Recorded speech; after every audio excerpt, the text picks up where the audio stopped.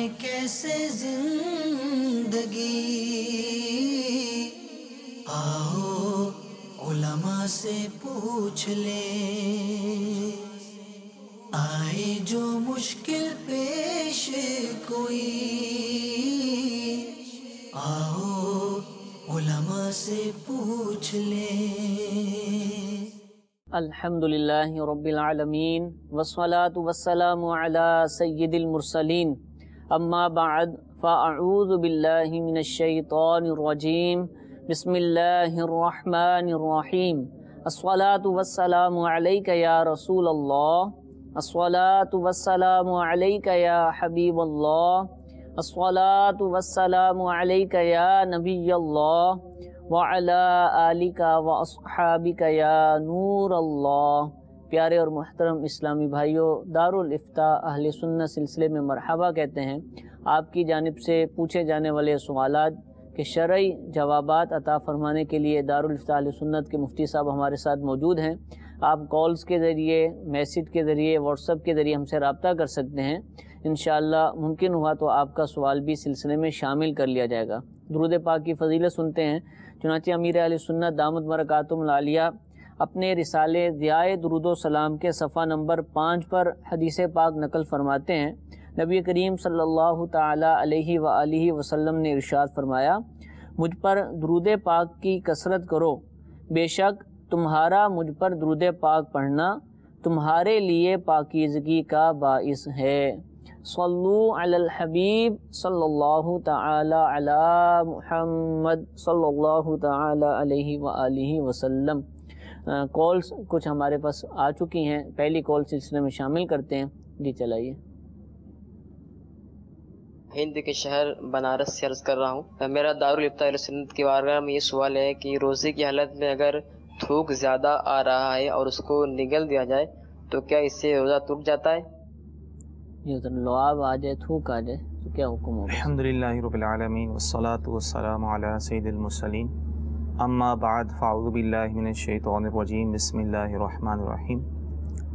بعض لوگوں کو یہ دیکھا ہے کہ روزے کی حالت میں بار بار تھوکتے رہتے ہیں اور یہ سمجھتے ہیں کہ تھوک نگلنے سے کہیں روزے میں فرق پڑتا ہے۔ ایسا کچھ نہیں ہے، چاہے جتنا بھی تھوک آئے اس کو نگل لیں، اس سے روزہ نہیں ٹوٹتا۔ ٹھیک ہے، ٹھیک ہے، جزاک اللہ۔ جی کون کال چلائے گا؟ میرا نام محمد اسد ہے، میں اگر جیرم سے بات کر رہا ہوں۔ میرا سوال ہے کہ آج میں جب منہ دھو رہا تھا تو ویسے ہی دوران میرے ناک کے اندر پانی چلا گیا، تو ایسے محسوس ہوا جو نرم تالو وہاں پر مجھے محسوس ہوا کہ قطرہ چلا گیا، لیکن حالت میں مجھے اس طرح محسوس نہیں ہوا میرا پانی نیچے گیا۔ تو اس طرح کیا وضو ٹوٹ جائے گا؟ کیا صرف نرم تالو میں پانی قطرہ چلے گا، اس طرح سے وضو ٹوٹ جائے گا یا روزہ ٹوٹے گا یا نہیں ٹوٹے؟ جو اس طرح پانی جانے سے کہ منہ دھونے سے یا کلی کرنے سے جو ہے پانی اگر حلق کے نیچے اتر گیا یا ناک میں پانی چڑھانے سے پانی جو ہے وہ دماغ تک پہنچ گیا اور روزہ دار ہونا یاد ہے اور اس نے قصداً ایسا کیا، تو اس صورت میں جو ہے اس کا روزہ ٹوٹ جائے گا۔ یعنی غلطی ہو گئی، بے احتیاطی کی وجہ سے پانی پہنچ گیا۔ اگر واقعی حلق سے نیچے نہیں اترا اور فوراً اس نے نکال دیا تھا تو اس صورت میں تو روزہ نہیں ٹوٹے گا، لیکن حلق سے نیچے پانی چاہے قطرہ بھی اتر گیا اس صورت میں تو روزہ ٹوٹ جائے گا۔ کہہ رہے ہیں کہ تالو گھیلا ہوا ہے، نرم تالو ہے، وہاں تک قطرہ محسوس ہوا، نیچے نہیں گیا۔ جی، اگر وہاں تک محسوس ہوا ہے، حلق سے نیچے نہیں اترا تو پھر تو روزہ نہیں ٹوٹے گا۔ ٹھیک ہے، روزہ دار ہونا یاد تھا اور غلطی سے جو ہے اس طرح چلا گیا اور حلق سے نیچے اتر گیا تو پھر ٹوٹے گا۔ یا ناک میں پانی چڑھا رہے تھے اور جو ہے وہ دماغ تک پانی پہنچ گیا تو اس صورت میں ٹوٹے گا، ورنہ نہیں۔ ٹھیک ہے، احتیاط کرنی چاہیے بہرحال کلی وغیرہ کے اندر۔ جی ایک کال چلائیے گا۔ میرا نام محمد اکرم ہے، میں جدہ سے بول رہا ہوں۔ تو میرا سوال یہ ہے، عصر کی نماز کے بعد آدمی طواف کرتا ہے تو 2 رکعت نفل طواف کے جو ہے وہ ادا نہیں کرتا، مغرب کی نماز ادا کر لیتا تو کیا حق ادا ہو جائے گا؟ جی حضور، دیکھیں ہر طواف کے بعد 2 رکعت نماز طواف ادا کرنا یہ واجب ہے۔ اب وہ چاہے فرض طواف ہو، واجب ہو، سنت ہو یا نفل طواف ہو، ہر طواف کے بعد یہ ادا کرنا ہوتا ہے۔ اور اگر کسی نے جو ہے نماز طواف ادا نہیں کی تو اس صورت میں کوئی دم لازم نہیں آتا، کیونکہ یہ حج اور عمرے کے واجبات میں سے نہیں ہے، یہ طواف کے واجبات میں سے ہے۔ تو جب بھی طواف کرے، چاہے فرض کرے، سنت کرے یا نفلی طواف کرے، ہر طواف کے بعد جو ہے وہ نماز طواف ادا کرنا یہ واجب ہوگا۔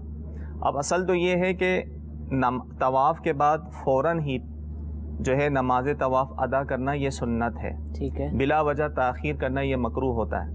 لیکن اگر اس نے عصر کی نماز کے بعد طواف شروع کیا تھا تو اب عصر کے بعد جو ہے وہ نماز طواف نہیں پڑھ سکتا، ٹھیک ہے، کہ جن اوقات میں نفل ممنوع ہے، نفل نہیں پڑھ سکتے، اس میں نماز طواف بھی نہیں پڑھ سکتے۔ اب انہوں نے کہا کہ عصر کے بعد جو ہے طواف کیا تھا تو مغرب کی نماز پڑھ لیں تو کافی ہو جائے گا، ایسا نہیں، بلکہ الگ سے انہیں 2 رکعت نماز طواف ادا کرنی ہوگی۔ ٹھیک ہے، یعنی عصر کے بعد طواف کیا تو عصر سے لے کر مغرب تک، تو مغرب کے فرض تک تو جو ہے وہ نماز طواف ادا نہیں کر سکتے، ہاں مغرب کے فرضوں کے بعد جو ہے وہ 2 رکعت نماز طواف ادا کریں گے۔ ٹھیک ہے، فرض پڑھ لیں، سنتیں پڑھ لیں، پھر بہتر یہی ہے، کیا کریں؟ کتابوں میں لکھا ہے کہ فرضوں کے بعد پہلے جو ہے وہ نماز طواف ادا اچھا، کریں، واجب ہے، کیونکہ یہ واجب ہے اور ٹھیک یہ ہے، پہلے ہی واجب ہو چکا ہے، ٹھیک ٹھیک تو پہلے فرض پڑھ لے، فرض کے بعد نماز طواف پڑھ لے، پھر سنتیں پڑھیں۔ ٹھیک ہے، جزاک اللہ جی۔ ایک اور کال چلائیے گا۔ دارالفتہ علیہ سنت عرض ہے جناب کی وطر کی نماز میں جو ہے دعائے وطر جو ہے یاد نہیں ہو پاتی ہے، بہت کوشش کیا نہیں یاد ہوتی ہے، بڑی بڑی دعائیں یاد ہو گئی لیکن یہ نہیں یاد ہو پا رہی ہے، پتہ نہیں کیا وجہ ہے۔ تو اس کی یہاں پہ اگر ہم مطلب جب وطر کی نماز پڑھیں تو کیا پڑھیں؟ بہت ساروں کو یہ دعا یاد نہیں ہوتی، پریشان ہوتے ہیں، یہ کیا کریں؟ دیکھیں، خاص یہ دعا پڑھنا اللہم انا نستعینک کا یہ پڑھنا واجب نہیں، اور کسی خاص دعا کا پڑھنا ضروری بھی نہیں ہے۔ بہتر یہ ہے کہ وہ دعائیں پڑھی جائیں جو احادیث سے ثابت ہیں۔ اگر اس کے علاوہ بھی اگر کوئی اور دعا پڑھتا ہے تو اس میں بھی حرج نہیں ہے۔ ٹھیک ہے، اگر انہیں دعائے قنوت نہیں آتی تو کوئی اور دعا پڑھ لیں، ربنا آتنا فی الدنیا حسنۃ وفی الآخرۃ حسنۃ وقنا عذاب النار، یہ کہہ لیجیے، یا 3 دفعہ اللہم اغفر لی یہ کہہ لیجیے، تو پھر بھی یہ دعا ادا ہو جائے گی۔ ٹھیک ہے، اور لیکن یہ کوشش کریں یاد کرنے کوشش کی، کریں یاد کریں۔ مشکل اب نہیں ہے۔ بیچارے کہہ رہے ہیں کہ کافی عرصہ ہو گیا یاد نہیں ہو رہی، تو پریشان نہ ہوں، جب تک وہ دوسری دعائیں پڑھتے رہیں، ان کا واجب ادا ہو جائے گا۔ ٹھیک ہے انشاءاللہ۔ اور یہ دعائیں نماز کے احکام وغیرہ میں بہار شریعت میں مل جائیں گی۔ جی بالکل، ربنا آتینا تو تقریباً یاد ہوتی ہے، جی تو یہ پڑھ لی جائے تو وطر ادا ہو جائیں گے۔ تو غسل فرض ہو گیا، فجر کا وقت ختم ہو رہا ہے، اگر غسل کریں گے تو فرض قضا ہو جائیں گے، تو اب کیا کریں؟ ریسیپ کے ذریعے سوال پوچھا گیا۔ غسل کریں گے غسل تو کرنے جائیں گے تو پھر نماز کا وقت گزر جائے گا، تو اب کیا کریں؟ تیمم کر کے نماز پڑھ لیں، غسل کرنے جائیں، کیا لیکن کریں؟ اگر تو واقعی ایسا ہے کہ وقت میں گنجائش نہیں ہے، اور اگر وہ غسل کریں گے، غسل کر کے فرض پڑھیں گے تو نماز کا وقت نکل جائے گا، ٹھیک ہے، تو ایسی صورت میں اجازت ہے انہیں کہ وہ تیمم کر کے 2 فرض پڑھ لیں، ٹھیک ہے، اور پھر نہا کر اس نماز کو دوبارہ پڑھنا ضروری دہرانا ہوگا۔ ضروری ہے، ٹھیک ہے، لیکن اس وقت پڑھنا چاہیے ان کو، پڑھیں۔ ہاں، انہیں اجازت ہے کہ وہ تیمم کر لیں، تیمم کر کے 2 فرض پڑھ لیں، ٹھیک ہے، پھر غسل کر کے اس نماز کو دوبارہ پڑھنا یہ ضروری ہے۔ ٹھیک ہے، ٹھیک ہے، جزاک اللہ جی۔ ایک اور کال چلائیے گا۔ میرا آپ سے یہ سوال ہے کہ اگر میں رمضان میں روزے نہ رکھ پاؤں تو اس کے کفارے کا کس کا حق ہے؟ روزہ یہ نہ رکھ پائیں اور کفارہ؟ دیکھیں، اگر کوئی رمضان کا روزہ کسی مرض کی وجہ سے نہیں رکھ پا رہا، انہوں نے وضاحت تو نہیں کی، یعنی مرض شدید ہے، روزہ رکھنے سے مرض بڑھ جائے گا، یا تو اس کی ظاہری علامت ایسی ہے، یا تجربے سے ثابت ہے، یا کسی ماہر ڈاکٹر غیر فاسق نے اسے کہا ہے کہ اس کا مرض بڑھ جائے گا، تو ایسی صورت میں جب تک اسے مرض ہے اسے روزہ چھوڑنے کی اجازت ہے کہ بعد میں صحتیاب ہونے کے بعد وہ اس کی قضا کرے۔ بعض اوقات ایسا ہوتا ہے کہ ایک تو واقعی مجبوری ہوتی ہے، ہمت نہیں ہوتی ہے، بعض اوقات شیطان وسوسہ ڈالتا ہے کہ یار اگر روزہ رکھے گا تو جان کو پڑائے گی، پورا کرنا دشوار ہوگا، لیکن بعض اوقات اللہ پر بھروسہ کرتے ہوئے، اللہ پر توکل کرتے ہوئے اگر وہی بندہ روزہ رکھ لیتا ہے تو روزہ رکھنے پہ کامیاب ہو جاتا ہے۔ ٹھیک تو ہے، واقعی دیکھ لے کہ واقعی میں رکھ پاؤں گا نہیں رکھ پاؤں گا، اس کی پہچان ایک تو ظاہری علامت ہوتی ہے، ٹھیک ہے، یا تجربے سے ثابت ہوتا ہے، یا کسی ماہر ڈاکٹر غیر فاسق نے اسے کہا ہو، تو اب اس کا کفارہ نہیں ہوتا۔ کوئی شخص مرض کی وجہ سے، چاہے جوان ہو یا بوڑھا ہو، اگر مرض کی وجہ سے روزہ نہیں رکھ پا رہا تو اسے بعد میں روزے کی قضا کرنی ہوگی، ان کے لیے فدیہ کفارہ نہیں ہے۔ ٹھیک ہے، فدیہ اس کے لیے ہوتا ہے وہ شیخ فانی، وہ بوڑھا شخص کہ جو بڑھاپے کی وجہ سے اتنا کمزور ہو گیا ہے کہ روزہ نہیں رکھ پاتا اور آئندہ بھی امید نہیں ہے، نہ ایک ساتھ رکھ پاتا ہے، نہ متفرق، نہ گرمیوں میں رکھ پاتا ہے، نہ سردیوں میں. تو ایسے شخص کے لیے، ایسے شیخ فانی کے لیے فدیہ ہے. باقی جو مریض ہے اور کسی مرض کی وجہ سے، شوگر کا مریض ہوتا ہے، دل کی بیماری ہوتی ہے اس وجہ سے، یا دمے کا مریض ہوتا ہے، تو ان کے لیے فدیہ نہیں ہے. لیکن اگر یہ فدیہ دے دیں تو مستحب ہے، لیکن ان کا وہ کفارہ ادا نہیں ہوگا. انہیں صحتیاب ہونے کے بعد قضا رکھنی ہوگی، چاہے وہ سردیوں میں رکھ لیں، چھوڑ کے رکھ لیں، کسی طرح ہوں رکھ لیں. اگر بالفر ایسی کنڈیشن آخری وقت آ جائے تو اس صورت میں انہیں پھر وصیت کرنی ہوگی. صحیح. اور اگر بیماری اتنی طول پکڑ جائے کہ اب وہ بوڑھا ہو چکا ہے اور بڑھاپے کی وجہ سے ضعیف ہو چکا ہے اور کمزوری کی وجہ سے نہیں رکھ پا رہا، تو پھر اس کے لیے فدیہ ہوگا. اچھا، وصیت کس کو کریں؟ کہ کسی دوست کو بھی کر سکتے ہیں یا رشتہ داروں کو؟ اپنے ورثہ کو کر دیں، اپنی اولاد کو کر دیں کہ میرے اتنے روزے جو ہے وہ چھوٹ گئے ہیں، تو میرے مال سے میرے روزوں کا فدیہ ادا کر دیا جائے. اگر اس کا مال نہ ہو تو اپنی طرف سے بھی کریں تو اولاد جو ہے اپنی طرف سے بھی کرے گی تو اللہ کی رحمت سے امید ادا ہو جائے گی انشاءاللہ عز و جل. جی ایک ویڈیو سوال مزید سلسلے میں شامل کرتے ہیں، چلائیے. میرا ایک سوال ہے آپ سے کہ اگر روزے کے دوران الٹی یا متلی کی صورت میں میرے منہ سے کوئی چیز نکل جاتی ہے تو کیا اس سے میرا روزہ فاسق ہو جائے گا یا رہے گا؟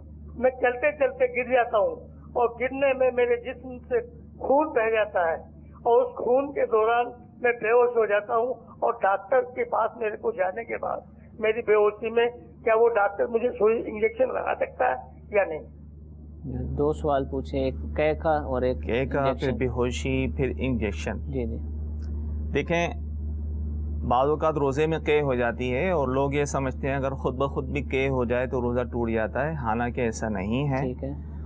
روزے میں خود بخود چاہے کتنی ہی قے ہو جائے، الٹی ہو جائے، اس سے روزہ نہیں ٹوٹتا، کیونکہ حدیث پاک میں ہے، سیدنا ابو ہریرہ رضی اللہ تعالیٰ عنہ سے روایت ہے کہ حضور پنور صلی اللہ تعالیٰ علیہ وآلہ وسلم نے ارشاد فرمایا کہ جس کو ماہ رمضان میں خود بخود قے آئی اس کا روزہ نہ ٹوٹا، اور جس نے جان بوجھ کر قے کی اس کا روزہ ٹوٹ گیا.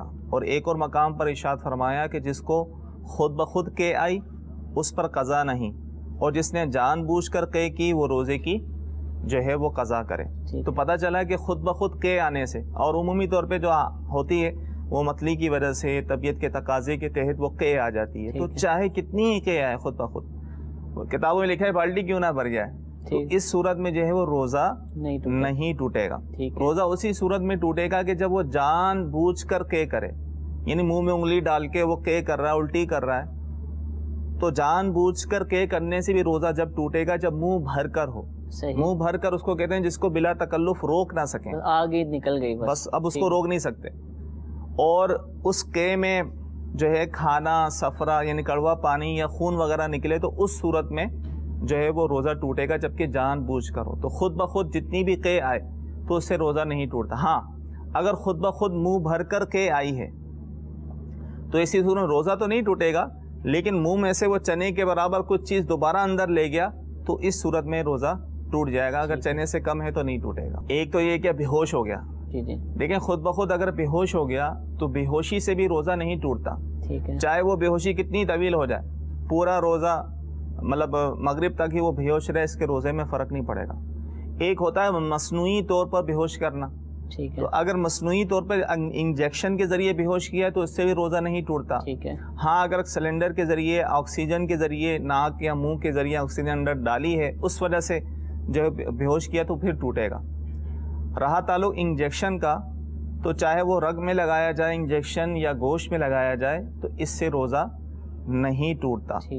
کیونکہ وہ جو انجیکشن سوئی جو ہوتی ہے وہ عمومی طور پہ جوف معدہ میں نہیں جاتی، یعنی معدہ یا معدے کے جو اندرونی حصہ ہے وہاں تک نہیں پہنچتی، اور انجیکشن کے ذریعے جو کچھ اندر جاتا ہے وہ مسامات کے ذریعے سے اندر جاتا ہے، کوئی سوراخ وغیرہ سے، حلق یا ناک کے ذریعے سے اندر نہیں جاتا. جیسے کوئی اپنے جسم پر تیل لگائے، وہ تیل جو ہے جذب ہو جاتا ہے، جسم کے اندر جاتا ہے تیل. اسی طرح بندہ غسل کرتا ہے تو جسم کے اندر ٹھنڈک اس کو محسوس ہوتی ہے، تو یہ مسامات کے ذریعے سے جو ہے یہ اندر جاتا ہے. تو اسی طرح انجیکشن سے بھی مسامات کے ذریعے سے اندر جاتا ہے، ڈائریکٹ جوف میں نہیں، اس طرح نہیں جاتا. تو اس صورت میں انجیکشن لگانے سے روزہ نہیں ٹوٹے گا. ٹھیک ہے. اچھا ڈرپ کا بھی چلتے اسی طرح جو ہے ڈرپ لگوانے سے بھی روزہ نہیں ٹوٹتا. دارالفتہ اہل سنت کا یہ موقف ہے. ٹھیک ہے جزاک اللہ. کچھ میسیجز سلسلے میں شامل کرتے ہیں. نکاح کے فوراً بعد رخصتی کرنا لازمی ہے، تاخیر بھی کی جا سکتی ہے؟ تاخیر بھی کی جا سکتی ہے. تو بعض اوقات کوئی مجبوری ہوتی ہے کسی وجہ سے، یا بہت جلدی نکاح ہو جاتا ہے، بعد میں رخصتی کرنا چاہتے ہیں، تو شرعی طور پہ ایسی کوئی قید نہیں ہے، لیکن بہتر یہ ہے کہ نکاح ہو چکا ہو تو جلد سے جلد رخصتی کر دی جائے. ٹھیک ہے جزاک اللہ. جی ایک کال چلائیے گا. میرا نام خلیل الرحمان ہے، راول پنڈی سے بات کر رہا ہوں. میرا دارالفتہ میں سوال یہ عرض ہے کہ ہمارے مطلب بینک میں جمع ہے تو وہ زکوٰۃ وہ خود کاٹ لیتے ہیں، بتاتے وغیرہ نہیں ہیں، تو اس کے بارے میں نے پوچھنا ہے تو یہ کیا ٹھیک ہے یا ہم نے ہاتھ خود کروانا ہے؟ تو اس کے بارے میں ہم تھوڑی سی رہنمائی فرما دیں. جی رمضان کو غالباً بینکوں سے زکوٰۃ کٹ جاتی ہے، تو کیا حکم ہے اس کا؟ بینک کے زکوٰۃ کاٹنے سے اس طرح زکوٰۃ ادا نہیں ہوتی. ٹھیک ہے. کیونکہ بینک جو زکوٰۃ کاٹتا ہے تو صحیح جگہ صحیح مصرف پہ خرچ نہیں ہوتا. ٹھیک ہے. کچھ عرصہ پہلے ہمارے پاکستان کے سپریم کورٹ نے اس پر نوٹس بھی لیا تھا. ٹھیک ہے. کہ بھائی صحیح مصرف پر زکوٰۃ ادا نہیں ہو رہی. صحیح. تو اس لیے خود سے ہی اپنے ہاتھ سے ہی مستحق زکوٰۃ کو زکوٰۃ دیں. ٹھیک ہے. بینک کے ذریعے سے نہ کٹوائیں. اب تو آپشن بھی آ چکا ہے عرصے سے کہ اگر آپ اپنے اکاؤنٹ سے زکوٰۃ نہیں کٹوانا چاہتے تو آپ اپلیکیشن دے دیں انہیں. ٹھیک ہے. تو آپ کے اکاؤنٹ سے زکوٰۃ نہیں کاٹیں گے. تو لہٰذا بینک کے ذریعے سے زکوٰۃ نہ کٹوائی جائے، اپنے ہاتھ کے ذریعے سے جو ہے کسی مستحق کو دے دی جائے. ٹھیک ہے. اور یہ کہہ رہے ہیں کہ ہمیں پتہ نہیں تھا، تو اب آپ کو پتہ چل جانا چاہیے کہ ہر سال پاکستان کے اندر رمضان المبارک کی ابتدا میں زکوٰۃ ڈیڈکٹ کر لی جاتی ہے، کاٹ لی جاتی ہے. تو جب رمضان شریف کا مہینہ آنے والا ہو تو آپ اپنے بینک سے رابطہ کر کے جو بھی اپلیکیشن کا طریقہ ہے تو آپ اس کو وہاں پر دے دیں، جمع کروا دیں، تاکہ آپ کی زکوٰۃ وہاں نہ کٹے، بلکہ جہاں آپ خود دینا چاہتے ہیں، شرعی فقیر کو دینا چاہتے ہیں، وہاں پر آپ کی زکوٰۃ دی جا سکے. ایک کال مزید سلسلے میں شامل کرتے ہیں. جی چلائیے.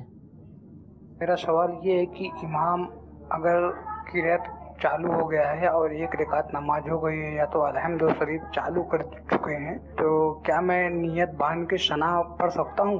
ثنا پڑھنا ضروری ہے؟ السلام علیکم ورحمۃ اللہ وبرکاتہ. وعلیکم السلام ورحمۃ اللہ وبرکاتہ. ثنا پڑھنا یہ سنت ہے. اب کوئی شخص نماز میں شامل ہوا جماعت میں، امام جو ہے بلند آواز سے انہوں نے قرات شروع کر دی ہے، تو اب ثنا نہیں پڑھیں گے. ٹھیک ہے. بلکہ تکبیر تحریمہ یعنی اللہ اکبر کہنے کے بعد خاموش ہو جائیں گے. ٹھیک ہے.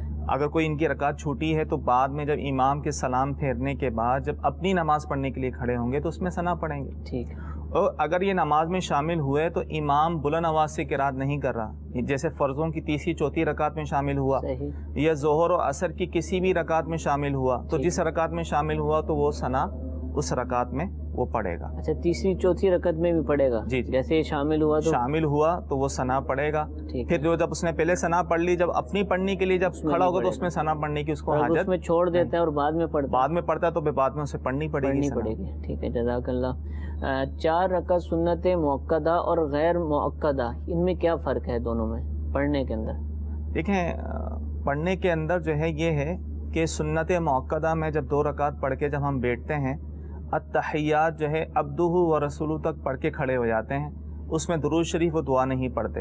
اور تیسری رکعت میں جب کھڑے ہوتے ہیں تو الحمد شریف سے بسم اللہ اور الحمد شریف سے ابتدا کرتے ہیں. لیکن سنت غیر مؤکدہ میں جیسے عصر کی ہوتی ہیں، عصر کی ہو گئیں اور عشاء کی 4 سنتیں غیر مؤکدہ ہو گئیں، یا 4 رکعت نفل جو ہے صلاۃ التسبیح ہو گئی.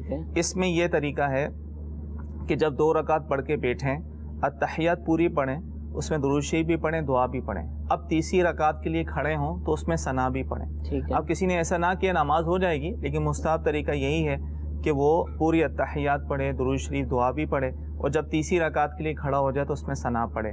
یہ سنت غیر مؤکدہ میں. اور سنت مؤکدہ کا وہی طریقہ ہے کہ اس میں جو ہے پوری التحیات نہیں پڑھتے، صرف عبدہ و رسولہ تک پڑھتے ہیں.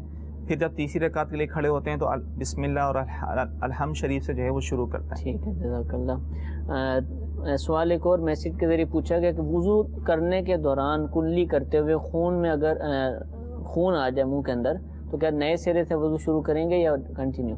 دیکھیں اگر تو وہ خون تھوک کے اندر جو خون آیا ہے اور خون غالب ہے، خون غالب ہونے کی پہچان یہ ہے کہ وہ تھوک جو ہے وہ سرخ ہو چکا ہے، لال ہو چکا ہے، تو اس کا مطلب ہے اب خون غالب ہے، تو اب ظاہر دوبارہ سے وضو کریں گے. اور اگر جو ہے وہ تھوک غالب ہے، خون مغلوب ہے، اس کی پہچان یہ ہے کہ ابھی سفیدی ہے، یا بھی اس تھوک میں زردی ہے تو اس کا مطلب یہ ہے کہ تھوک غالب ہے، خون غالب نہیں ہے، تو ایسی صورت میں دوبارہ جو ہے وہ وضو کرنے کی حاجت نہیں. اچھا، اسی طرح ایک اور وضو سے متعلق مسئلہ بیان کرتے ہیں لوگ کہ اگر وضو کیا اور وضو کرنے کے دوران وضو ٹوٹ گیا، ریح خارج ہوگی یا وضو ختم ہوتے ہی ٹوٹ گیا، تو اب صرف بایاں پاؤں دھو لینا تو وہ پچھلا وضو کافی ہے، نیا کرنے کی ضرورت نہیں. ایسا نہیں ہے، ایسا نہیں ہے. جب وضو ٹوٹ جاتا ہے تو جو اعضاء دھلے ہوئے ہوتے ہیں، اعضاء وضو، وہ بغیر دھلے ہو جاتے ہیں، بے دھلے ہو جاتے ہیں. اب انہیں پھر سے دوبارہ سے دھونا ہوتا ہے. اگر جو ہے وضو ابھی اس نے پورا کیا تھا، وضو ٹوٹ گیا، تو اب دوبارہ سے شروع کرے گا، نہ کہ پاؤں دھوئے گا بلکہ دوبارہ سے نئے سرے سے شروع کرے. آدھے میں کیا تو آدھے میں بھی بولے چہرہ دھو لیا تھا تو اب دوبارہ چہرہ دھونا پڑے گا. ہاں، دوبارہ سے ہاتھ وات وہ کر کے کلی والا بھی دوبارہ کرے گا، سنت پوری کرنے کے لیے سارا کچھ کرے گا. تو ایسا نہیں ہے کہ جو لوگوں کے درمیان مشہور ہے. جی ایک کال سلسلے میں شامل کرنے چلائیے.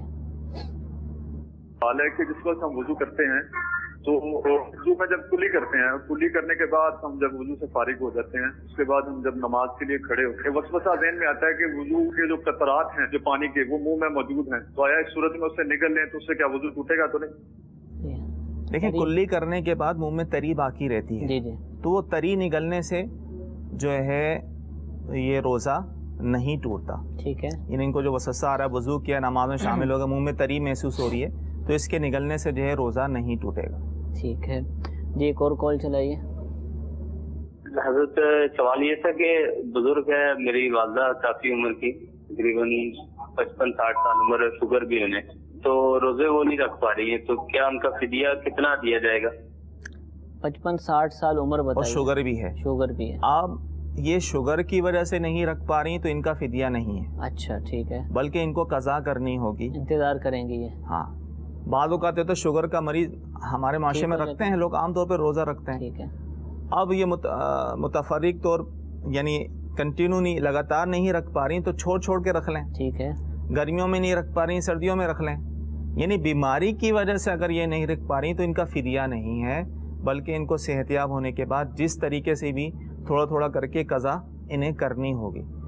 وہ فدیہ اس کے لیے ہوتا ہے کہ جو بڑھاپے کی وجہ سے روزہ نہ رکھ پائے، اور کیونکہ بڑھاپا ایسی چیز ہے وہ ختم ہونے والی نہیں ہوتی، وہ ضعف کی وجہ سے، بڑھاپے کی وجہ سے جو ہے وہ نہیں رکھ، تو اس کے لیے فدیہ ہے. اس کے لیے فدیہ یہ ہے کہ ہر روزے کے بدلے میں ایک فطرے کی رقم ادا کرے. ٹھیک ہے، لیکن بڑھاپا کی عمر خاص نہیں ہے، خاص نہیں ہے. بعض اوقات 75-80 سال کے بوڑھے بھی روزے رکھ رہے ہوتے ہیں آرام سے، الحمدللہ. تو وہ شوگر کے ساتھ بھی رکھ رہے ہوتے ہیں، یہ بھی شوگر کے ساتھ بھی رکھ رہے ہوتے ہیں، شوگر ہے پھر بھی روزہ رکھ رہے ہیں. تو بیماری کی وجہ سے نہیں رکھ پا رہے تو فدیہ دے دیں گے تو مستحب ہوگا، لیکن وہ کفارہ ادا نہیں ہوگا، بلکہ انہیں صحتیاب ہونے کے بعد اس کی قضا کرنی ہوگی. ٹھیک ہے ٹھیک ہے، جزاک اللہ. جی ایک اور کال چلائیے گا. شدید گرمی ہونے کی وجہ سے لوگ بار بار غسل کرتے ہیں اور سر پر چادر وغیرہ گیلی کر کے بار بار ڈالتے ہیں، اس سے روزے میں کوئی فرق وغیرہ پڑے گا یا نہیں؟ جی دیکھیں، ٹھنڈ پہنچانے کے لیے لوگ غسل کرتے ہیں، کلی کرتے ہیں، یا گیلا کپڑا اپنے بدن پر لپیٹتے ہیں، اے سی میں بیٹھے رہتے ہیں، اے سی، اس میں کوئی حرج نہیں ہے. یہ مکروہ نہیں ہے. ہاں، ایک صورت ہے اگر پریشانی ظاہر کرنے کے لیے بھیگا کپڑا لپیٹ رہا ہے یا بہت وہ ہے، روزہ لگ رہا ہے، تو اس صورت میں تو یہ مناسب نہیں ہے، مکروہ ہے، کیونکہ عبادت میں دل تنگ ہونا یہ اچھی بات نہیں ہوتا. ویسے ٹھنڈ پہنچانے کے لیے وہ بار بار غسل کرتا ہے، گیلا کپڑا لپیٹتا ہے، تو یہ مکروہ نہیں ہے، اس میں کوئی حرج نہیں. ٹھیک ہے.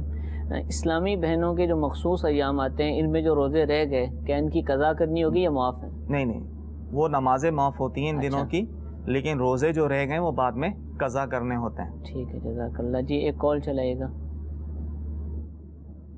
اگر سحری میں بھی ٹائم تھوڑا ہو اور اس کے اوپر غسل فرض ہو گیا، اس ٹائم اس نے کیا کرنا چاہیے؟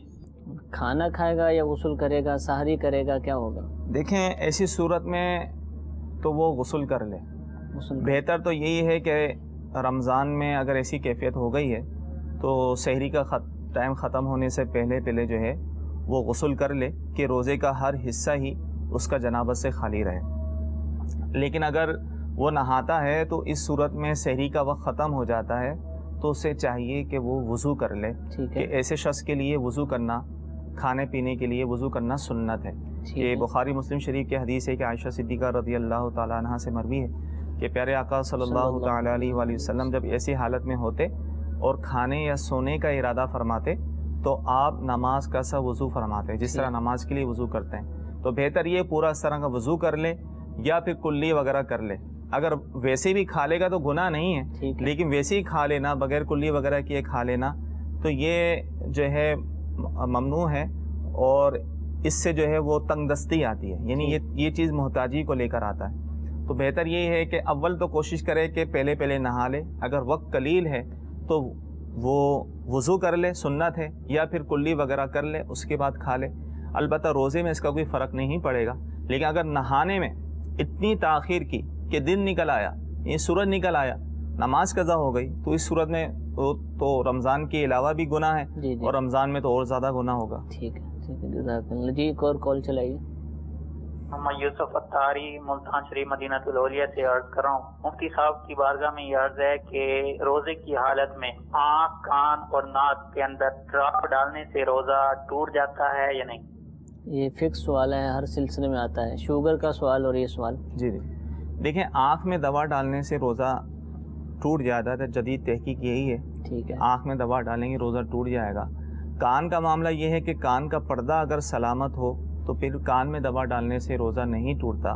ہاں اگر پردہ سلامت نہ ہو تو پھر روزہ ٹوٹ جائے گا. اسی طرح ناک میں دوا ڈالی اور وہ جو ہے وہ دماغ کو چڑھ گئی یا حلق سے نیچے اتر گئی تو ایسی صورت میں روزہ ٹوٹ جائے گا. ٹھیک ہے. کان کے اندر ایک ہے صرف پردہ پھٹنے کی صورت میں، پردہ پھٹنے کی صورت میں ہے، اور پردہ اگر سلامت ہے تو پھر کان میں دوا ڈالنے سے روزہ نہیں ٹوٹے گا، آنکھ میں دوا ڈالنے سے روزہ ٹوٹ جائے گا. ٹھیک ہے جزاک اللہ. جی ایک اور کال چلائیے گا. ہند کے شہر کانپور سے شاہد اتاری عرض کر رہا ہوں، کیا مدنی چینل کو زکوٰۃ دے سکتے ہیں؟ جی مدنی چینل پر جب اعلان ہوتا ہے تو اب زکوٰۃ دعوت اسلامی جمع کرتی ہے، کیا اس میں مسئلہ؟ دیکھیں، دعوت اسلامی کے کئی شعبہ جات ہیں. ٹھیک ہے. جامعۃ المدینہ ہے، مدرسۃ المدینہ ہے، مساجد بناتی ہیں اور بہت سارے کام ہیں دعوت اسلامی کے. تو دعوت اسلامی جو ہے وہ لوگوں سے زکوٰۃ اکٹھے کرتی ہے اور شرعی طریقے سے صحیح مصرف پہ خرچ کر کے، شرعی ہلا کر کے اسے خرچ کرتی ہے. ٹھیک ہے. تو اس طرح دعوت اسلامی کو زکوٰۃ دے سکتے ہیں، اور دعوت اسلامی جو ہے وہ بھی شرعی رہنمائی لے کر جو ہے جہاں جہاں خرچ کرنے کی اجازت ہوتی ہے وہاں اس کو خرچ کر سکتی ہے. ٹھیک ہے، تو یہ دی جا سکتی ہے؟ بالکل دی جا سکتی ہے. ٹھیک ہے جی ایک اور کال چلائیے گا. نام محمد اخلاق اتاری ہے، میں راولپنڈی سے بول رہا ہوں. میرا مفتی صاحب کی بارگاہ میں یہ سوال ہے کہ اگر 2.5 تولے سونا ہو اور اس کی قیمت چاندی کے نصاب تک آ جاتی ہو تو کیا اس پہ زکوٰۃ فرض ہوگی؟ السلام علیکم ورحمۃ اللہ. وعلیکم السلام ورحمۃ اللہ وبرکاتہ. دیکھیں، کسی کے پاس صرف سونا ہو، انہوں نے کہا 2.5 تولے سونا ہو، تو پھر قیمت نہیں دیکھی جاتی، وزن دیکھا جاتا ہے. ٹھیک ہے. اگر 7.5 تولے سونا ہوگا تو زکوٰۃ ہوگی، اس سے کم سونے پر زکوٰۃ نہیں ہوگی. ہاں 2.5 تولے سونے پہ زکوٰۃ اس صورت میں ہوگی جب اس سونے کے ساتھ کچھ چاندی بھی ہو، ٹھیک ہے، یا ضرورت سے زائد کچھ رقم بھی ہو جس پر سال گزر جائے، تو ان کو ملا کر اب چاندی کا نصاب دیکھیں گے. جیسا کہ انہوں نے کہا وہ چاندی کا نصاب بن جاتا ہے، اس سے زیادہ ہوتا ہے، تو اس طرح ملانے کی صورت میں زکوٰۃ ہوگی. اگر فقط 2.5 تولے سونا ہی ہے اور اس کے علاوہ نہ کوئی چاندی ہے اور نہ کوئی قسم کا مال زکوٰۃ ہے تو ایسی صورت میں 2.5 تولے سونے پر زکوٰۃ نہیں ہوگی. ٹھیک ہے جی ایک کال چلائے گا. محمد اقبال ہے جی، میں گجرانوالہ شہر سے بات کر رہا ہوں پنجاب سے. میرا سوال ہے کہ لوگ کہتے ہیں کہ اگر غسل کر لیا جائے اور وضو نہ کیا جائے تو نماز پڑھ سکتے ہیں؟ غسل کر لیا جائے اور وضو نہ کیا جائے؟ کیونکہ غسل کرنے سے جو ہے وہ تمام بدن پر پانی بہہ جاتا ہے، یعنی جو اعضاء وضو میں دھوئے جاتے ہیں وہ غسل میں بھی دھل جاتے ہیں، تو اس طرح غسل کرنے سے وضو بھی ہو جاتا ہے. جو شرعی غسل کا طریقہ ہے اگر وہ اس کو جس طرح پورے جسم پہ پانی بہا دیا تو اس طرح جو ہے وضو بھی ہو جائے گا. ٹھیک ہے جی ایک اور کال چلائیے گا. میرا سوال یہ ہے کہ روزہ جان بوجھ کر نہ رکھنے پر کفارہ لازم آتا ہے کہ نہیں، یا روزہ رکھ کر کے جان بوجھ کر کے توڑ دینے پر کفارہ لازم آتا ہے؟ جی حضور. دیکھیں، کفارہ تو اس صورت میں لازم آتا ہے کہ جس نے روزہ رکھا اور رکھ کر بلا عذر شرعی جان بوجھ کر، جبکہ کفارے کی شرائط پائی جائیں، اس نے روزہ توڑ دیا تو اس صورت میں کفارہ ہوتا ہے کہ 60 روزے رکھنے ہوتے ہیں کفارے کے، اور ایک روزہ قضا کا رکھنا ہوتا ہے. لیکن جس نے معاذ اللہ جان بوجھ کر روزہ نہ رکھا تو اس صورت میں کفارہ تو نہیں لیکن روزے کی قضا ہے. لیکن یہ بھی یاد رہے کہ جس نے جان بوجھ کے روزہ چھوڑ دیا اب وہ زندگی بھر اس کی قضا کرتا رہے تو وہ ثواب نہیں پا سکتا جو رمضان میں روزہ رکھنے کا ثواب اسے ملتا ہے. تو البتہ جس نے جان بوجھ کے روزہ نہیں رکھا، سرے سے رکھا ہی نہیں ہے، تو اس صورت میں اسے روزے کی قضا کرنی ہوگی، کفارہ نہیں ہوگا. ٹھیک ہے. ایک سوال ہے بڑا اہم کہ اگر بچہ گر جائے، حمل ضائع ہو جائے، تو کیا اس کے بعد 40 دن تک نماز اور روزہ نہیں رکھ سکتے؟ دیکھیں، اب یہ دیکھا جائے گا جو حمل گرا ہے، اگر تو بچے کے اعضاء بن چکے تھے، یعنی 4 ماہ یا اس کے بعد کا حمل تھا، پھر تو ظاہر ہے اس کے بعد والا جو خون آئے گا وہ نفاس کا خون ہوتا، یعنی وہ خون جو بچہ پیدا ہونے کے بعد. اب یہ جب تک خون رہے، 40 دن کی قید نہیں ہے، 40 دن تو زیادہ سے زیادہ حد ہے، لیکن جب تک خون رہے گا، اب 40 دن سے پہلے پاک ہو گئی تو اس کے بعد نماز روزہ شروع کر دیں گی، تو جب تک خون رہے گا وہ ناپاک رہیں گی. یہ تو جب تھا کہ 4 ماہ یا اس کے بعد کا حمل ہو. 4 مہینے سے پہلے کا حمل ہے کہ جب بچے کے اعضاء نہ بنے ہوں، اس صورت میں جو ہے حمل گرا ہے، 1-2 ماہ کا جیسا حمل ہوتا ہے، تو اس صورت میں وہ جو خون آتا ہے وہ نفاس کا خون نہیں کہلاتا، وہ بچے کی پیدائش کے بعد والا خون نہیں ہوتا. اس کو اگر حیض کا خون شمار کر سکتے ہیں، جو ماہانہ خون عورتوں کو آتا ہے، وہ اس طرح کہ اگر یہ خون کم سے کم 3 دن تک جاری رہتا ہے اور اس سے پہلے پاکی کے 15 دن گزر چکے ہیں، تو ایسی صورت میں اس کو حیض شمار کریں گے. اور اگر 3 دن سے پہلے ہی ختم ہو گیا ہے تو وہ حیض بھی نہیں ہے، استحاضہ ہے، نماز روزہ شروع کر دیں گے. نماز روزہ شروع کر دیں گے. ٹھیک ہے جی، ایک اور کال چلائیے. اگر صبح روزے کے لیے کہتی ہے نماز اذان کے بعد جاگ آتی ہے، روزے کے لیے کیا کرنا چاہیے؟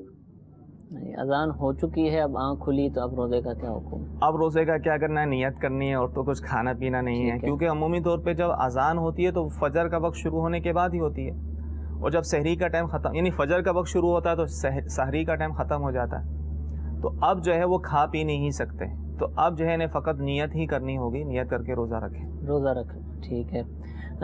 میسج میں سوال یہ ہے کہ تراویح پڑھتے پڑھتے کبھی کبھار نیند آنا شروع ہو جاتی ہے، تو اگر نماز کی حالت میں نیند آ جائے تو کیا حکم؟ اس طرح نیند آ جائے یا جھونکا آ جائے تو اس صورت میں نماز میں کوئی فرق نہیں پڑے گا. ٹھیک ہے، نماز جاری رکھیں، اس کو مکمل کریں. جی ایک اور کال سنائیے.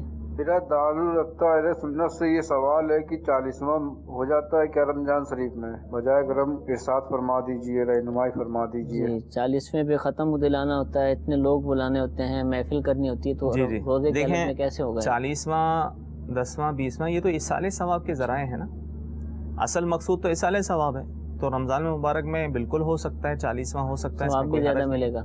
بالکل.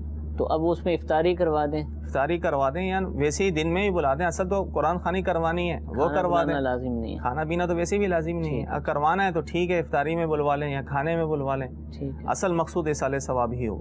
ٹھیک ہے جی، ایک اور کال چلائیے. سوال یہ تھا کہ اسی طرح کے امام کے خشنجی داڑھی ہو تو اس کے لیے تراویح کی جماعت پڑھ سکتے ہیں؟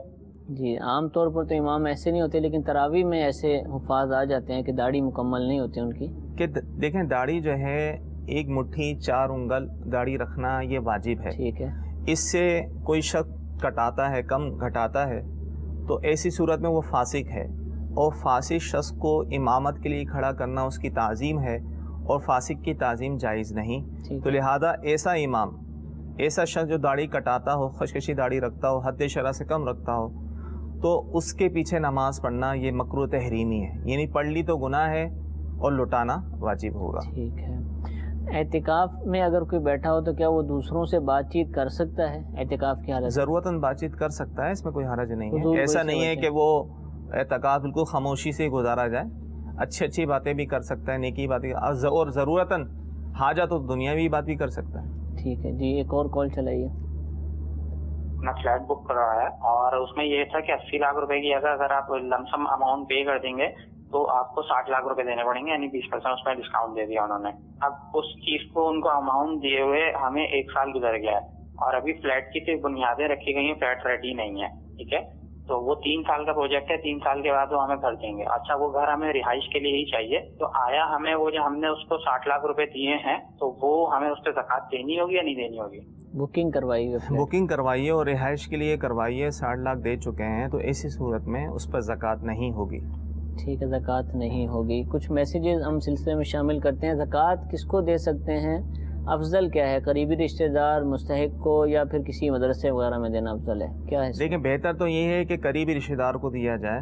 اپنے بھائی بہنوں کو زکوٰۃ دیں، بھائی بہنوں کو بھی دے سکتے ہیں. اچھا دے سکتے, والدین کو نہیں دے سکتے. 3 قسم کے رشتہ دار ہیں, جیسے اپنے والدین, اس میں دادا دادی نانا نانی سب آ جاتے ہیں. اپنی اولاد کو نہیں دے سکتے, بیٹا بیٹی پوتا پوتی نواسا نواسی. شوہر بیوی کو نہیں دے سکتا, بیوی شوہر کو. باقی جو رشتہ دار ہیں, بھائی بہن ہو گئی, ان کی اولادیں ہو گئی, ان کو زکوٰۃ دے سکتے ہیں, بلکہ دینا افضل ہے. ٹھیک ہے. بلکہ حدیث میں آیا ہے کہ اگر جو رشتہ دار ہیں وہ محتاج ہیں, وہ زکوٰۃ کے مستحق ہیں, اور یہ جو ہے باہر لوگوں کو جو ہے صدقہ و خیرات دیتا ہے, تو اس کا صدقہ و خیرات جو ہے وہ مقبول نہیں. اللہ تبارک تعالیٰ اس پر جو ہے نظر رحمت نہیں فرمائے گا. ٹھیک ہے. اولاً ہمیں اپنے قریبی قرب و جوار میں ہی دیکھنا چاہیے کہ ہمارے بھائی بہن یا دیگر رشتہ داروں میں سے کوئی مستحق زکوٰۃ ہیں تو ان کی مدد کی جائے, جبکہ وہ سید اور ہاشمی نہ ہوں. جو سید اور ہاشمی ہوں تو ان کی ویسی ہی مدد کی جائے بغیر زکوٰۃ کے خالص مال میں سے, اور جو ہے باقی جو ہیں جو مستحق زکوٰۃ ہیں انہیں جو ہے زکوٰۃ سے مدد کی جائے. اور اگر ایسا نہیں ہے تو پھر کسی بھی سنی ادارے میں دعوت اسلامی کو یا سنی مدارس میں دے سکتے ہیں. ٹھیک ہے. اور دعوت اسلامی الحمدللہ 100 سے زائد شعبہ جات کے اندر دین کی خدمت سر انجام دے رہی ہے. مدنی چینل بھی جیسے کہ ایک شعبہ ہے, اسی طریقے سے جامعات المدینہ ہے جہاں پر عالم کورس کروایا جاتا ہے. یہ اسلامی بھائیوں میں بھی ہیں اور اسلامی بہنوں میں بھی. گزشتہ سال یعنی اب چونکہ شوال رمضان سے پہلے سال مکمل ہو جاتا ہے, اس سال تقریباً 32,000 سے زائد طلبہ اور طالبات جامعۃ المدینہ میں پڑھتے تھے, اسٹوڈنٹس تھے. اس سال مزید انشاءاللہ داخلے ہوں گے اور ابھی بھی داخلے جاری ہیں. آپ بھی اگر عالم کورس یا عالمہ کورس میں داخلہ لینا چاہتے ہیں تو جامعۃ المدینہ کی ویب سائٹ پر یا پھر قریبی جامعۃ المدینہ پر رابطہ کیجیے, انشاءاللہ آپ کے بھی داخلے کا سلسلہ ہوگا. شوال المکرم کی 6 تاریخ سے نئی کلاسز کا آغاز ہو جاتا ہے, تو آپ جامعات میں داخلہ لے سکتے ہیں. اسی طریقے سے الحمدللہ مدرسۃ المدینہ ہے جس میں 1 لاکھ سے زائد طلبہ اور طالبات الحمدللہ زیر تعلیم ہیں. اور بھی بے شمار شعبہ جات ہیں, جیسے کہ ایک بہت ہی پیارا شعبہ جیل خانہ جات, کہ جیل خانہ جات جہاں پر قیدی موجود ہوتے ہیں ان میں بھی دین کا کام کیا جاتا ہے, نیکی کی دعوت پہنچائی جاتی ہے. ان کے لیے بیرکس, کھانے کا انتظام, قرآن پاک کی تعلیم اور بھی بہت سارے کورسز الحمدللہ کروائے جاتے ہیں. اور اس طرح بیرون ملک جو پاکستان کے علاوہ دیگر ممالک ہیں وہاں پر بھی نیکی کی دعوت کا سلسلہ ہوتا ہے. مدنی مراکز کی اور مساجد کی تعمیر کا سلسلہ ہوتا ہے. اربوں کے حساب سے الحمدللہ دعوت اسلامی ان کاموں پر خرچ کرتی ہے اور ان کاموں کے لیے اتنی رقم کی حاجت ہوتی ہے. تو اب تمام اسلامی بھائیوں سے مدنی التجا ہے کہ اپنے عطیات, اپنی زکوٰۃ, اپنا فطرہ دعوت اسلامی کو ضرور دیجیے. مدنی چینل پر وقتاً فوقتاً جو ہے اس کے اکاؤنٹس نمبر بھی چلائے جاتے ہیں. آپ کے قریبی علاقوں کے اندر بھی انشاءاللہ امید ہے کہ دعوت اسلامی کے ذمہ داران موجود ہوں گے, آپ ان کو بھی اپنی زکوٰۃ دے کر رسید وغیرہ حاصل کر سکتے ہیں. تو اس طرح جتنا ہو سکے نیکی کے کاموں میں آپ مدد فرمائیے, انشاءاللہ اس کی برکتیں ضرور حاصل ہوں گی. ایک کال مزید سلسلے میں شامل کرتے ہیں, جی چلائیے. میرا سوال یہ ہے کہ میرے پاس ایک گاڑی ہے جس کی قیمت تقریباً 6 لاکھ روپیہ ہے, اور کچھ نقد پیسے ہیں جو تقریباً 2 سے 3 لاکھ ہیں. کیا ان کے اوپر میرے اوپر زکوٰۃ واجب ہے؟ مجھے زکوٰۃ دینی پڑے گی, پر میرے گھر میں سونا نہیں. جی حضرت دیکھیں, جو گاڑی ہے اگر گاڑی ان کے استعمال کی ہے, اپنے استعمال کے لیے لی ہے, تو اس پر تو زکوٰۃ نہیں ہے. ٹھیک ہے. گاڑی پر زکوٰۃ جب ہوتی ہے جس نے اس نیت سے خریدی ہو کہ میں اس کو بیچوں گا, بیچنے کی نیت سے خرید ہوگی تو زکوٰۃ ہوگی, ورنہ نہیں ہوگی. باقی جو ان کے پاس نقد رقم ہے ضرورت سے زائد اور اس پر سال گزر چکا ہے تو اس نقد رقم پر کیش پر زکوٰۃ ہوگی. اچھا, گاڑی چلاتے ہیں جیسے ٹیکسی کے طور پر, اس پہ بھی زکوٰۃ نہیں ہے. گاڑی پر اپنے کاروباری لحاظ سے بھی اس کو چلاتے ہوں, اچھا, یا بکنگ پہ لے جاتے ہوں, یا لوڈنگ انلوڈنگ کا کام ہو, تو اس صورت میں گاڑی کی مالیت پر نہیں. گاڑی کی جو آمدن آئے گی وہ ان کے پیسوں کے ساتھ وہ الگ صورت ہے. ٹھیک ہے, گاڑی پر نہیں ہے. جی ایک اور کال چلائیے گا. آپ سے ایک سوال عرض ہے. مسجد اور اس کے ساتھ یعنی اندر جامعہ بھی بنا ہوا ہے, اب اس کی دوبارہ تعمیر شروع ہو رہی ہے, تو کیا مدرسے کے نام پر زکوٰۃ دے کے اور پھر مدرسے والے وہ زکوٰۃ کے پیسے مسجد کی تعمیر میں استعمال کر سکتے ہیں؟ اس کا جواب آپ بتا دیں. السلام علیکم ورحمۃ اللہ وبرکاتہ. وعلیکم السلام ورحمۃ اللہ. لیکن زکوٰۃ کے پیسے نہ مسجد کی تعمیرات میں لگ سکتے ہیں نہ مدرسے کی تعمیرات میں لگ سکتے. تعمیرات پہ نہیں لگ سکتے, ڈائریکٹ جو اس طرح پیسے نہیں لگا سکتے. اور اس کے لیے کوئی شرعی طریقہ, شرعی ہیلا ہوتا ہے. تو جہاں کا یہ مسئلہ ہے انہیں چاہیے کہ دارالفتاء اہل سنت کے فون نمبرز پر رابطہ کریں کہ ضرورت اور حاجت کو دیکھ کر جو ہے انہیں طریقہ بتا دیا جائے گا. ٹھیک ہے جی, آخری کال سلسلے میں شامل کرتے ہیں, چلائیے. میں نے یہ سوال پوچھا تھا کہ مفتی صاحب سے کہ میرے منہ سے خون نکلتا ہے تو اگر خدا نہ خاصا خون اندر چلا جاتا ہے تو میرے روزہ رہے گا کہ نہیں؟ منہ سے خون یعنی مسوڑے وغیرہ سے خون نکلتا ہے اور حلق سے نیچے اتر گیا تو اگر حلق میں خون کا مزہ محسوس ہوا پھر تو مطلقاً روزہ ٹوٹ جائے گا. اگر مزہ محسوس نہ ہوا اور حلق سے نیچے اترا مزہ محسوس نہ ہوا تو اب دیکھا جائے گا کہ آیا خون غالب ہے یا نہیں. یعنی وہی پہچان کہ اگر اس کا تھوک جو ہے وہ سرخ ہو چکا ہے تو اس کا مطلب ہے کہ تھوک جو ہے وہ خون جو ہے وہ غالب ہے اور اس کو نیچے لے گیا ہے تو اس صورت میں روزہ ٹوٹے گا. اگر تھوک غالب ہے اور وہ نیچے لے گیا لیکن حلق میں اس کا مزہ محسوس نہیں ہوا تو اس طرح روزہ نہیں ٹوٹے گا. خلاصہ یہ نکلا کہ یعنی حلق سے نیچے اگر چلا گیا تو حلق میں خون کا مزہ محسوس ہوگا تو روزہ ٹوٹے گا, چاہے وہ تھوک غالب ہو یا خون غالب ہو. مزہ محسوس ہوا تو مطلقاً روزہ ٹوٹا. اگر مزہ محسوس نہ ہوا تو اس صورت میں دیکھیں گے خون غالب ہے یا تھوک غالب ہے. اگر خون غالب ہے تو روزہ ٹوٹے گا ورنہ نہیں. ٹھیک ہے, جزاک اللہ. میٹھے میٹھے اسلامی بھائیو, دارالفتہ کا سلسلہ آپ نے ملاحظہ کیا. جو کچھ سنا اس کو یاد رکھنے عمل کرنے کی توفیق عطا فرمائے. اچھی اچھی نیتیں کرتے ہوئے آئندہ سلسلے دیکھنے کی بھی توفیق عطا فرمائے. آمین بجاہ النبی الامین. صلو علی الحبیب صلی اللہ تعالی علی محمد صلی اللہ علیہ وسلم. گزارے کیسے زندگی, آؤ علماء سے پوچھ لیں. آئے جو مشکل پیش کوئی, آؤ علماء سے پوچھ لیں.